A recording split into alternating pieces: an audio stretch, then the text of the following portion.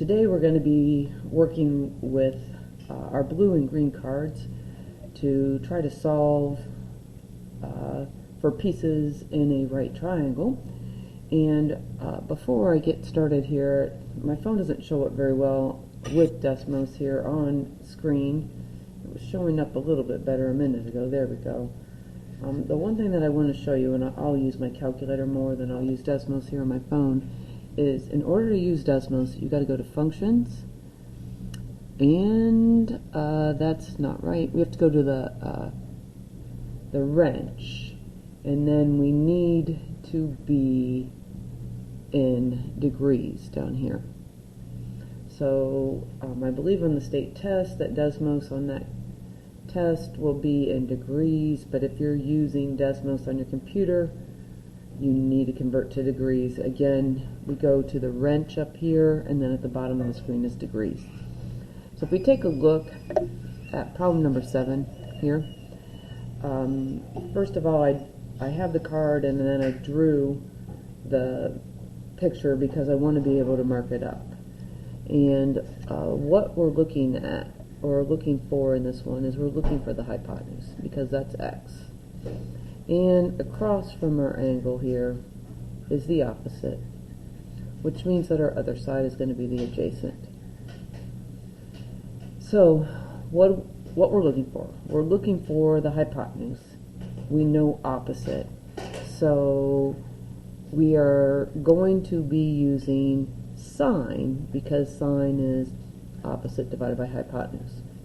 So we're going to set this up, and it's going to be sine of 60 equals 20 divided by x. And every geometry teacher has little different sayings here, but what I say here is when the variable's down low, we switch a row. So we're going to take these two values here, and we're going to switch places. So this becomes x equals 20 divided by sine of 60. And I'm going to use my calculator instead. And if you have a graphing calculator, ask your teacher about how to put this into degree mode. But we go to mode here, and I've already in degrees here.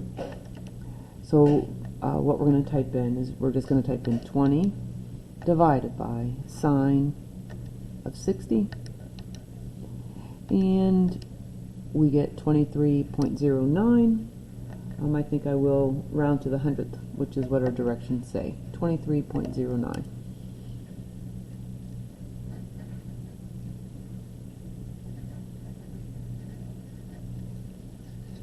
If we look at problem number 8, again, I've drawn it ahead of time, but there is the card, and here is that.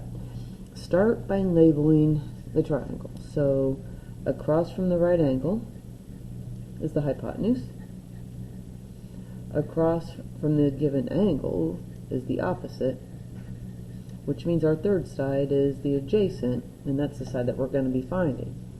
So we know the hypotenuse. We want to find the adjacent. The function that relates the adjacent and the hypotenuse is cosine. Remember, cosine equals the adjacent divided by hypotenuse.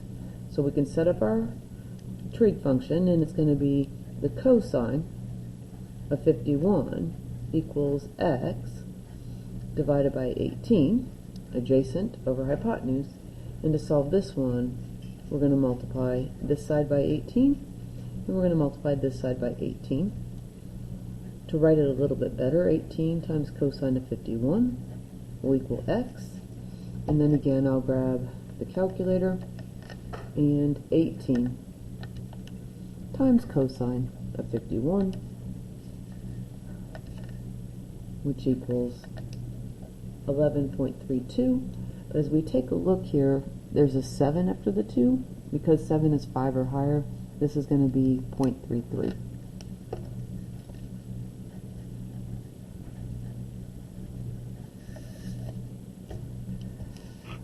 Next problem is problem number 9. Again, I have it drawn on here. So here's the picture, but I prefer to be able to label the triangle, and I don't want you to write on the blue cards because All of the geometry classes are using these, but we'll start in the x in this particular triangle is the hypotenuse. Across from 48 is the opposite, which means our other side is the adjacent. But what we're using in this problem is we're using opposite. We know a value, and we want to find a value of the hypotenuse. And once again, sine equals opposite over hypotenuse. So if we set this up, this is going to be sine of 48 equals opposite divided by hypotenuse. Again, the variable's down low. It's in the denominator of the fraction. When the variable's down low, we can switch a row. So this is going to become x equals 19 divided by sine of 48. And talk to your teacher if you want more details about the algebra behind that. But once we have this, we can again go ahead and type this in. So we type in 19 divided by sine of 48. Let me see if I scoot that over if you can see it better, and you can. And we get 25.567. Again, looking at the 7, because the 7 is 5 or higher, we're going to round that 6 to a 7. So this is going to be 25.57.